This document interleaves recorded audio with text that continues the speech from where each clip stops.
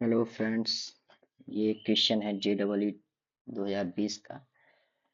थोड़ा hard question है, इसको थोड़ा ध्यान से देखेंगे हम। एक्चुअली में ये बोल रहा है there is small source of light at some depth below the surface of water. तो ये हमने डायग्राम बनाया है इसका। यहाँ लिक्विड है, समझ लीजिए वाटर है हर जगह। ठीक है, ये पूरा वाटर है और इसमें क्या है, एक लाइट सोर्स बल्ब है नीचे। इसका रिफ्रैक्टिव इंडेक्स भी दिया गया है। ये है रिफ्रैक्टिव इंडेक्स, इसका कितना दिया गया है, 4/3 ये दिया गया। ठीक है। और रिफ्रैक्टिव इंडेक्स 4/3 खाली सिर्फ यही दिया है रिफ्रैक्टिव इंडेक्स। पूछ क्या रहा है, neglecting any reflections from the bottom and absorption by the water, percentage of light that emerges out of surface। JEE 2020 का क्वेश्चन है, थोड़ा हार्ड है। इसमें कॉन्सेप्ट आएगा प्लेन एंगल और सॉलिड एंगल का, तो थोड़ा ध्यान से समझेंगे इसको। तो अभी हम देखते हैं, तो डायग्राम में देखते हैं इसका सलूशन क्या करते हैं हम लोग। इसको देखने के लिए अभी हम, इसमें क्या दिया गया है, क्रिटिकल एंगल। रिफ्रैक्टिव इंडेक्स 4/3 है, तो इसमें जो सोर्स, लाइट सोर्स का क्या है कि इसमें कॉन्सेप्ट लगे क्रिटिकल एंगल का, क्योंकि जो लाइट का इल्यूमिनेशन होगा वो सिर्फ इस, जो ये एरिया है, अगर आप क्रिटिकल एंगल पढ़े होंगे तो इसके बाहर लाइट बाहर नहीं जाएगी। सिर्फ ये जो कोन है, सिर्फ इससे ही लाइट बाहर जाएगी। बाकी लाइट क्या है, अगर आप जैसे देखेंगे कि यहाँ से अगर आप देखेंगे कि अगर इस पॉइंट से, अगर ये पॉइंट और ये पॉइंट बाहर अगर लाइट जाएगी, जैसे ये पॉइंट हो गया, ये पॉइंट हो गया, ये पॉइंट हो गया, यहाँ से लाइट क्या होगा, रिफ्लेक्ट हो जाएगी वापस उसी मीडियम में। लेकिन यहाँ से ये जो ये पॉइंट है और ये पॉइंट है, यहाँ से क्या है, लाइट, ये पॉइंट है जो, और एक ये पॉइंट है, यहाँ से लाइट क्या है, लाइट बाहर चली जाएगी, ये इधर से बाहर जाएगी। लेकिन यहाँ से पूरा लाइट क्या है, वापस आ जाएगी नीचे, ये पूरा नीचे आ जाएगी यहाँ से रिफ्लेक्ट होके। खाली लाइट ये जो सर्किल है, ये सर्किल से ही बाहर जा पाएगी। बाकी हर जगह इधर से देखोगे, इधर से देखोगे, हर जगह से लाइट क्या है, वापस रिफ्लेक्ट हो जाएगी। तो हमें क्या पता चलेगा यहाँ कि अगर हम यहाँ से जो ये है, ये लाइन गई है, ये इसके बाहर कैलकुलेशन नहीं लेना है हमको, सिर्फ ये और ये एरिया का ही पूरा लाइट बाहर जाएगी, और इस एरिया में कितना लाइट जाएगी, 100% का कितना परसेंट बाहर निकलेगी, यही हमको फाइंड करना है, यही इसका कॉन्सेप्ट है। तो हम देखते हैं। और हमें दिया गया है रिफ्रैक्टिव इंडेक्स 4/3। ठीक है, इसको अगर हम सॉल्व करेंगे तो गिवन क्या है, म्यू इक्वल टू 4/3। ठीक है, तो अगर हम देखेंगे तो यहाँ सपोज करें अगर एंगल थीटा बना रहा है, ठीक है, और ये जो थीटा है, थीटा क्या हो जाएगा, सी के बराबर, क्योंकि ये क्रिटिकल एंगल यहाँ बना रहा है, ये तो साइन सी क्या होता है, तो साइन सी क्या हो जाएगा, तो साइन सी इक्वल टू क्या हो जाएगा, 1/म्यू होता है। ठीक, वैल्यू रख देंगे तो साइन सी क्या हो जाएगा, साइन सी की वैल्यू हो जाएगी 3/4। ठीक है, म्यू को उल्टा कर दिया, 3/4 आ गई। अब देखते हैं, अगर ये सी है, अगर यहाँ पर हम सी रख लेते हैं, थीटा को हटा के, ये हम यहाँ पर अगर हम सी लिख देते हैं, अगर ये सी है तो 3/4 क्या होगा, ये इस कोण का, अगर हम ये वाली परपेंडिकुलर हो जाएगा इसके लिए, ये कितना हो जाएगा 3, और ये हाइपोटेनस हो जाएगा 4। ठीक, इतना निकल गया, साइंस सी निकल गया। अभी इसका एक कॉन्सेप्ट है, अभी जो ध्यान देने वाली बात ये है कि ये जो पूरा डायग्राम ये क्या है, 3D में, 3D में है। और ये जो हमें एंगल मिला ये क्या है, 2D का एंगल है। तो इस 2D की मदद से हम 3D का एक क्रॉस सेक्शनल एरिया हम निकालने के लिए कॉन्सेप्ट यूज होता है। एक कॉन्सेप्ट है जिसको बोलते हैं हम सॉलिड एंगल। ठीक है, सॉलिड एंगल। ये सॉलिड एंगल बेसिक में था। इस ये क्या है कि अगर आप 2D एंगल दे देते हैं थीटा, तो ये उस स्फेरिकल सरफेस का 3D एरिया निकालने के लिए मदद करता है by the help of theta. यहाँ जैसे कि सी दिया है, तो इसका जैसे सी है ये 2D में है, लेकिन ये कोण क्या है, पूरा वॉल्यूम जो है ये किस में है, 3D में है। 2D की मदद से पूरा सरफेस एरिया 3D का निकालने के लिए हम यूज करते हैं सॉलिड एंगल। तो इसको डिनोट करते हैं ओमेगा से। ये रेजिस्टेंस वाला ओमेगा टाइप का है, ओमेगा से। तो हमें यहाँ सी मिल गया, और एक साइड मिल गया 3, एक 4। तो यहाँ अगर ओ ले लेते हैं, ओ, और ये पॉइंट हो जाता है पी, ये एम ले लेते हैं ये पॉइंट। तो ओ एम क्या हो जाएगा, यहाँ क्या हो जाएगा, अंडर रूट 4² - 3² हाई पाइथागोरस से। तो ओ एम की वैल्यू कितना आ जाएगी, √7।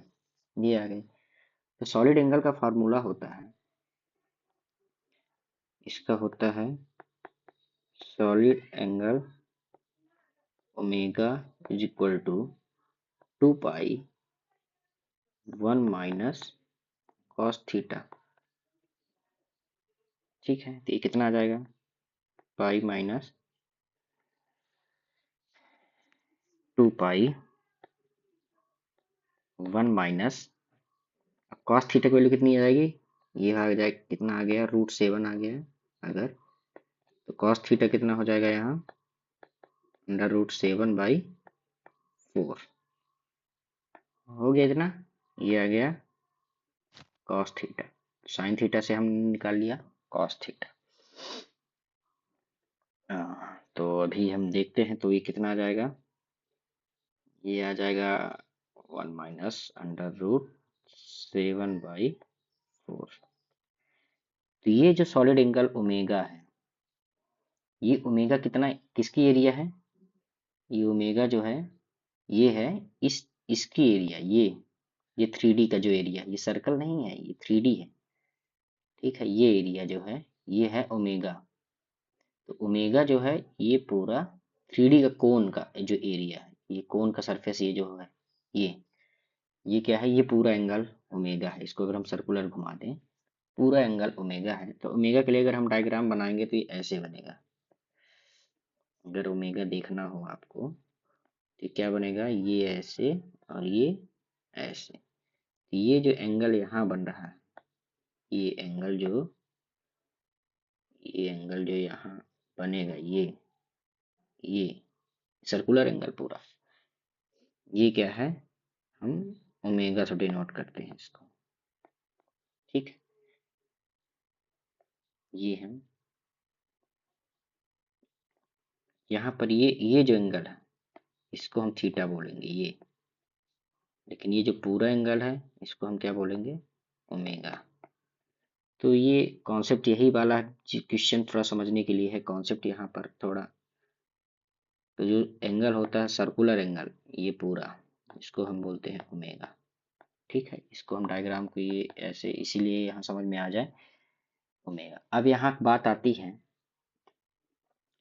कि अगर हम ये स्मॉलर एरिया हो गया, ये पूरा स्फेरिकल का, ये पूरा क्या ऐसे ही पूरा स्फेरिकल कहलाएगा, ये पूरा एरिया स्फेरिकल हो जाएगा ये।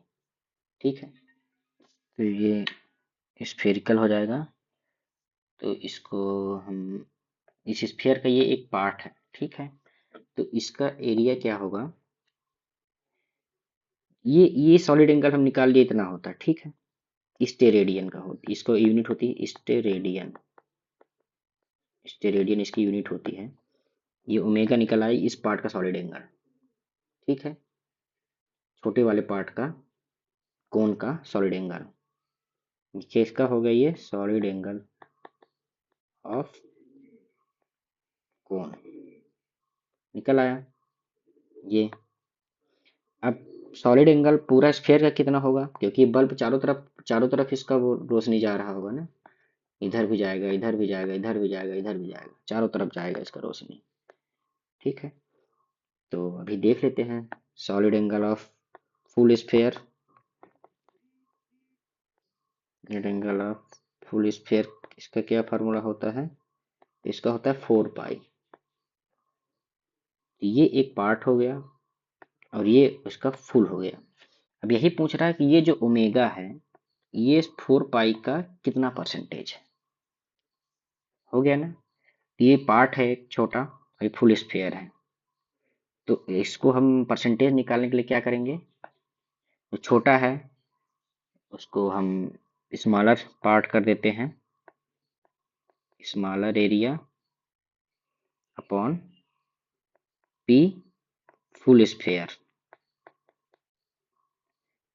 का हम सॉलिड एंगल का रेशियो निकाल लेंगे। तो कितना आ जाएगा ये 2 पाई 1 minus cos theta upon full sphere कितना हो जाएगा 4 पाई, पाई पाई कैंसिल, 2 से 2 कैंसिल, कितना आ जाएगा ये 1 माइनस कॉस थीटा अपॉन 2।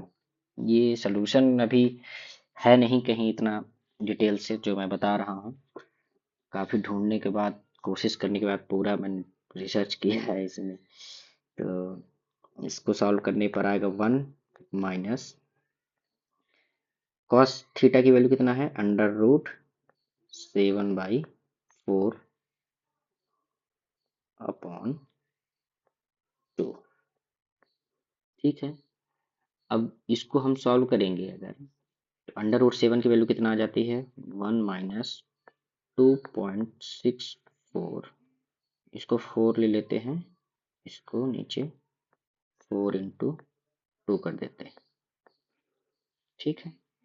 इसको अगर हम सॉल्व करेंगे तो टोटल वैल्यू आ जाएगी इसकी अप्रॉक्स 0.17, ठीक है। ये इतना रेशियो है। इन परसेंटेज अगर इसको निकालना हो तो इन परसेंटेज पूछ रहा क्वेश्चन, तो इन परसेंटेज में क्या करेंगे, इसका मल्टीप्लाइड बाय 100 कर देंगे, तो 0.17 इंटू 100 कितना आ जाएगा 17% अप्रॉक्स आंसर।